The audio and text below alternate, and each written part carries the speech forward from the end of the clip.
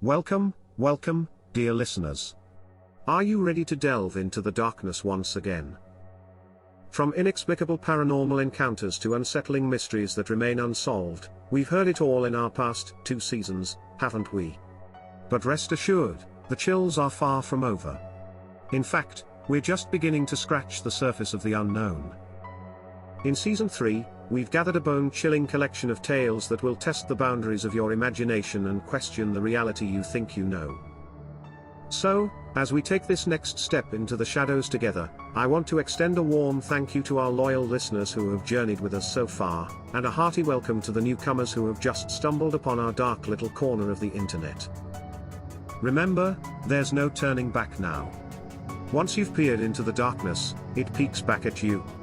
So, turn down the lights, put on your headphones, and let the stories unfold. And, of course, remember to breathe, it can get rather unnerving. Welcome to Season 3. My heart reflected the growing fear that halted my quest since its very beginning. I clenched my right fist tighter after each step while the sky grew darker, testifying of the incoming rain and maybe the impending doom. Wow! I heard the deep voice at some point, completely surprised.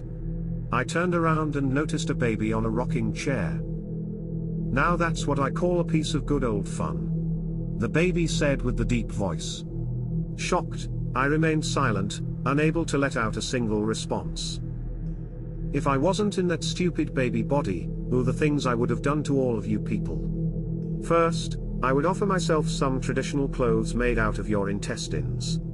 And then, I would gather your bones and hearts and make a bowling game out of all that, and then, I would paint my magnum opus with blood and bile extracted from you all, and then. Having heard enough from such a sick mind, I moved forward, getting closer to the drums and walking past more and more souls by the second.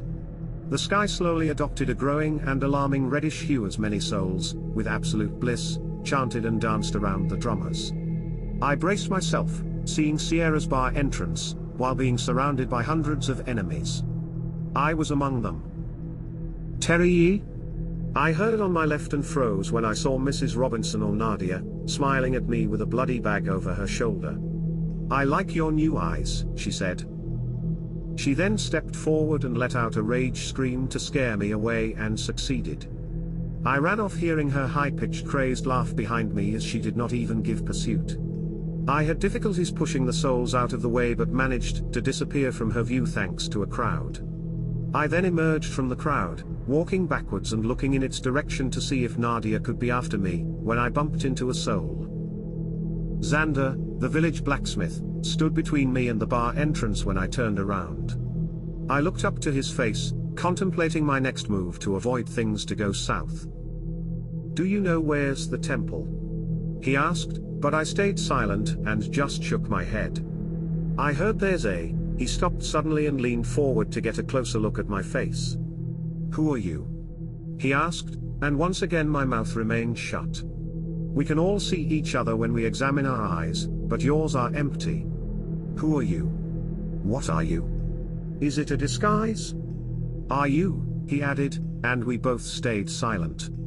We just looked at each other as I prepared for him to alert his fellow souls all around us and plunge me in a situation I would not be able to escape from. You should check the florist house all the way to the south, I said to break the silence, hoping that my lie would just make him go away. The florist house, huh? He spoke after getting off my face, fully standing again. Yeah. I replied, clumsily faking confidence while trembling. He squinted his eyes, examining me further. Do you know where I can find Byron? I asked. You should check the wine cellar. He simply replied before I watched him walk away. A soul then burst out of the bar window and landed unconscious on the ground. Screams arose from inside as I prepared to meet what awaited for me there. I consciously stepped into the bar for the first time in my life and witnessed something out of a good old Western movie. Countless souls, some of them having glow sticks around wrists and necks, were involved in an intense and bloody fist fight, breaking anyone and anything. I spotted the bar backroom door and sprinted towards it, knowing that one punch from these beings could behead me. Bottles, punches and chairs flew above my head while I progressed until I reached the door and disappeared from the chaotic scene. "Byron?" I called, unanswered. I took my breath a little, then walked as slowly as I could in complete darkness. I checked the surroundings and stepped into an office where I discovered many more glow sticks, clean and private restrooms before I found the wine cellar. I used the glow sticks, putting so many of them around my arms that I seemed to have laser upper limbs. It was darker there, yet impressive. Many bottles of all kinds of beverages, along with specific annotations, decorated several shelves of the spacious room. It looked like a library of drinks. "Byron?" I called again to no avail, and fear arose as I contemplated the idea that I might have walked into a trap. Soon, I discovered a trail of blood that led to and disappeared under the door of a small room, reinforcing my dread. I tried to open it, but it was locked and I was not having it. For the first time in my life, I started kicking a door, and just like Carla, I never stopped once until it burst open. There was no Byron, a lot more blood, but most importantly, I had found the East Altar, at 14:39 p.m. "Byron," I said quietly. "Toe light," someone whispered behind my neck before I was violently yanked away from the altar. Landing on Edlin's filled backpack helped reducing damages. I stood up and watched Nadia pull out Byron's, or should I say Philip's, head from her bloody bag. She looked at it, then looked at me and kicked it in my direction. I crouched to dodge it, and stood back up. "Trust me, honey, you don't want to know what happened to the rest," she said, then sauntered towards me. I ran for my life, losing myself between shelves with the hope of evading her. I had glow sticks that I needed to see in the darkness, and that also gave away my exact location. "No hiding, Outlander. I know all the little secrets of this place," she said. "You kicked the hybrid ass. Impressive. I knew you were so much fun. But your tricks won't work on me, baby. I've waited so long for us to be all alone. I've so much fun plans for you." She spoke. Trapped and lost, Nadia caught up with me as I searched the backpack to serve her salt. She kept advancing. I tore a hole in the salt bag. She started running. I threw it at her and the salt covered her face. Nadia screamed in pain as smoke emanated from her face, but she soon started laughing. I stood appalled, and watched her remove her hands from her face to see her destroyed skin regenerate. "RedEye made my skin much tougher than the others, honey. Told you, your tricks won't work," she said, smiling. At that moment, the ground trembled and I feared that the wine cellar would crumble and crush us to death. She on the other end was laughing hysterically like the crazy soul she was. "He has done it. It worked. The ritual has started." She rejoiced, and the little earthquake stopped a few seconds after. "RedEye was right, there's life in blood.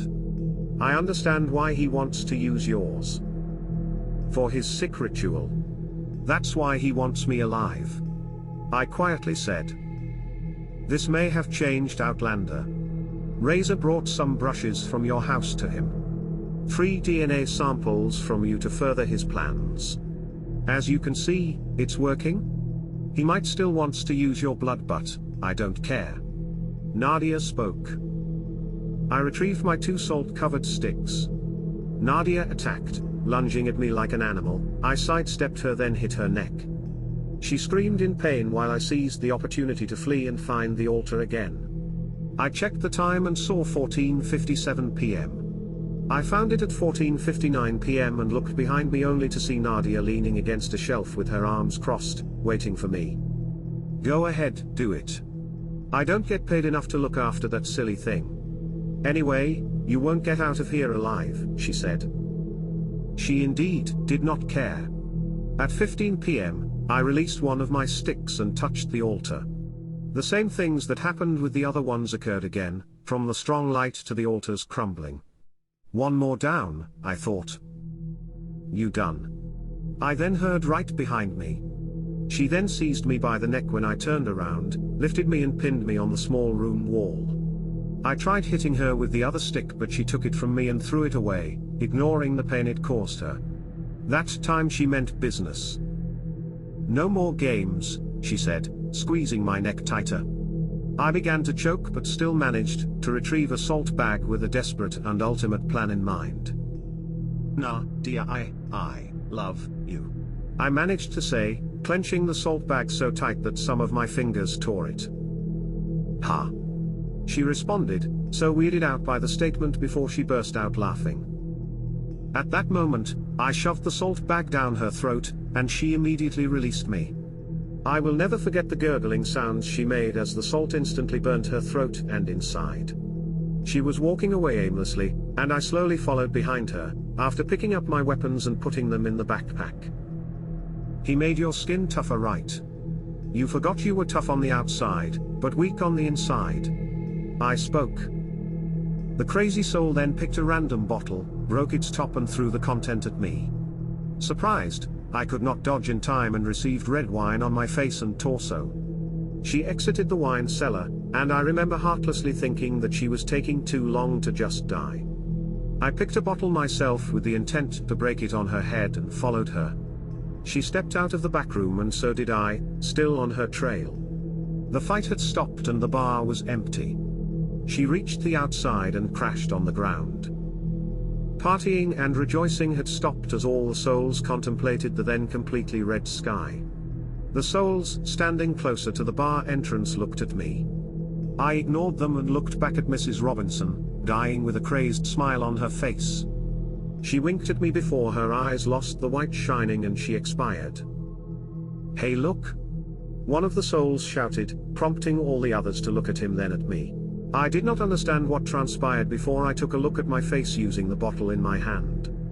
I stood in front of hundreds of souls, ready to offer me to an occultist for sacrifice, and my eyes were no longer shining. Under the red sky and the numerous pairs of bright eyes, I remained still for a few seconds before I chose to exploit the circumstances and the tension. I threw the bottle high in the air and in their direction, and of course, they froze, watching the container and expecting an occurrence, while I ran back inside the bar. It only took them a few seconds to realize the little trick before officially launching a new chase. "Outlander," I heard from outside. Once again, they made those animalistic sounds while pursuing me. I never knew why they made them, and why Edlin never made those noises. I felt like a prey, hunted to be devoured in a sick ceremony. I found my way back into the wine cellar, hearing them getting close, and about to finally corner me. "Terence," I heard, distinctively. It did not come from any direction, instead, it seemed to come from my own head. "Terence. Can you hear me?" I heard more clearly. The voice, the tone, they did not leave much room for mistakes. It was the voice of Edlin. "Edlin. Edlin, is that you?" I asked. "Listen very good, Terence, we don't have much time. They close. I need you to do exactly what I'll tell you to do. But before, I want you to remove all the glowing sticks," she requested. "What? I won't see a thing without these," I said, right when the souls tore down the wine cellar's door. "Trust me.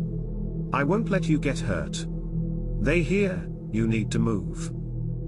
"Oh, okay," I responded and obeyed, completely confused and lost, plunging myself in absolute darkness. "Run!" Edlin shouted. I dashed forward, expecting to bump into bottles and hurt myself or into a hostile soul and death itself. "Turn left."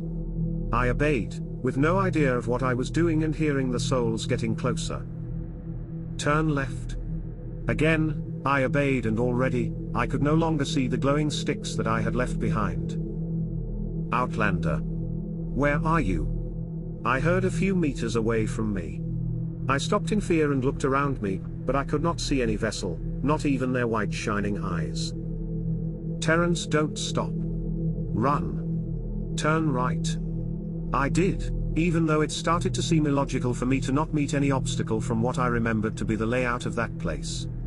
"Turn left," she said again.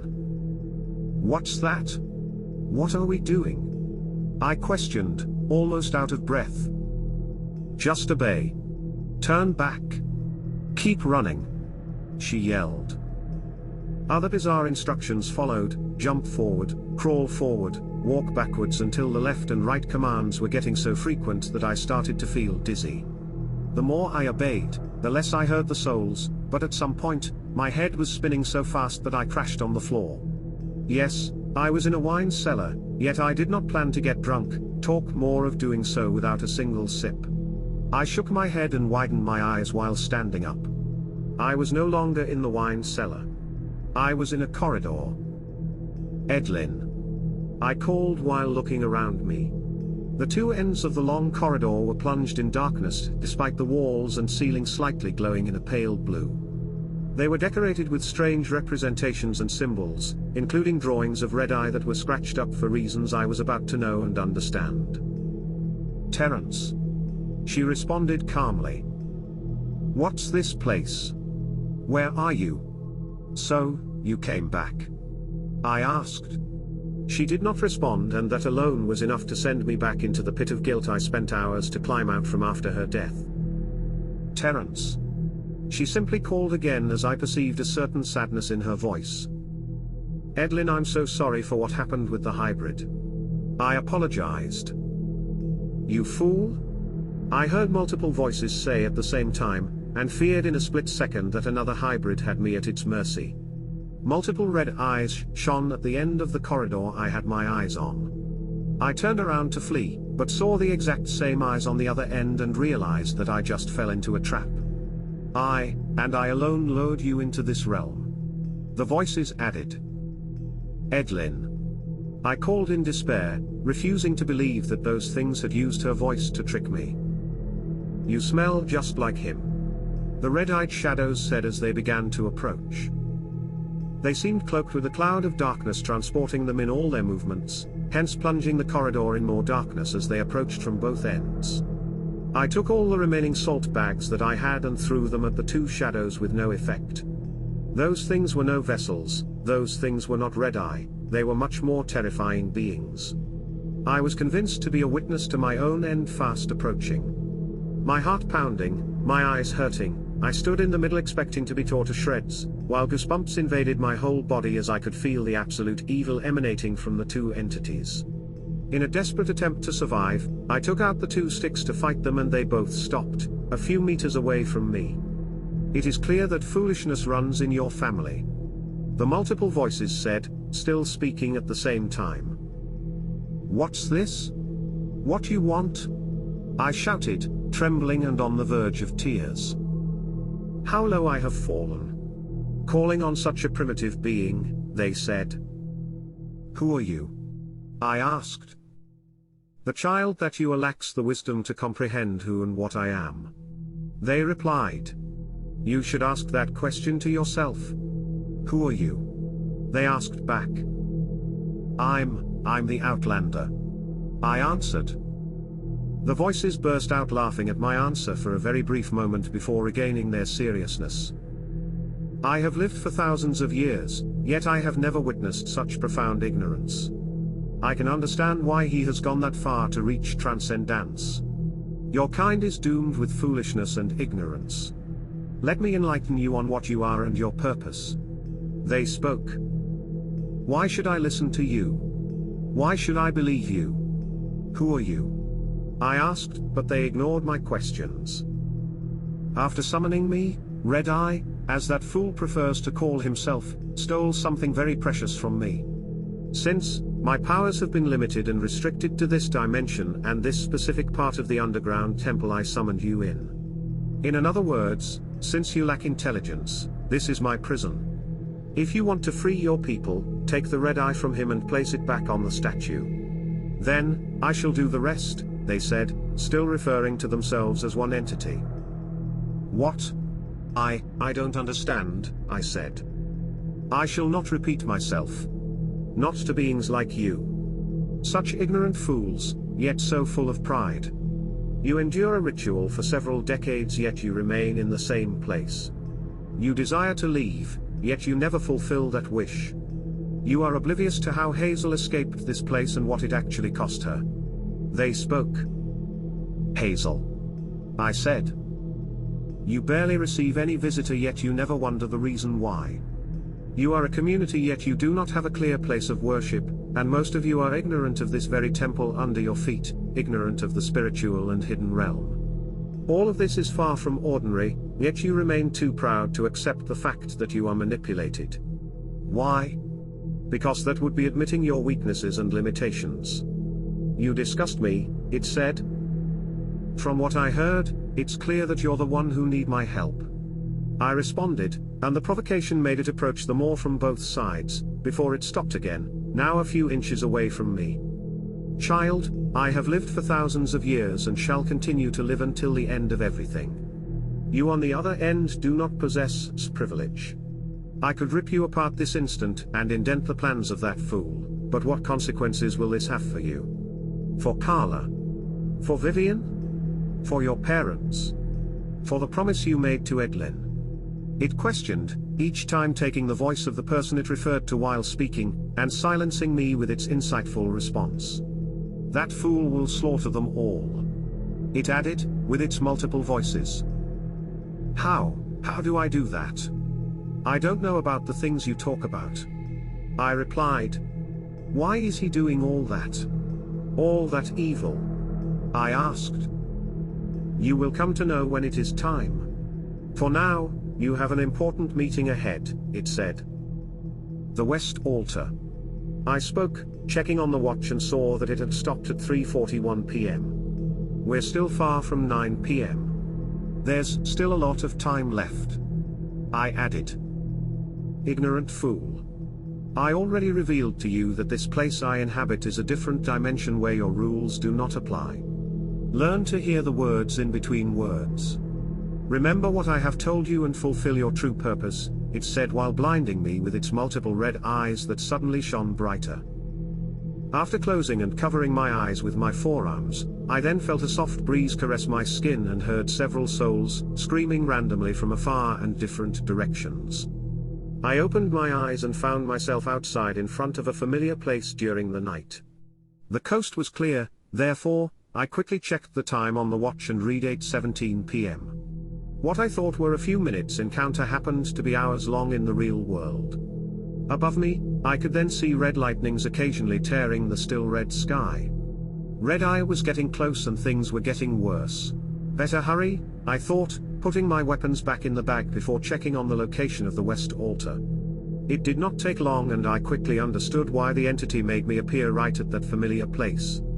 The map showed that the West Altar was precisely in the house behind me. I slowly turned around and approached the dark entrance left ajar as if I was expected. I stood in front of it, overwhelmed by a disturbing mix of dread and nostalgia. After all, I was home. Alright, my friends, we've reached the end of yet another eerie journey through the shadows of Reddit's most chilling tales.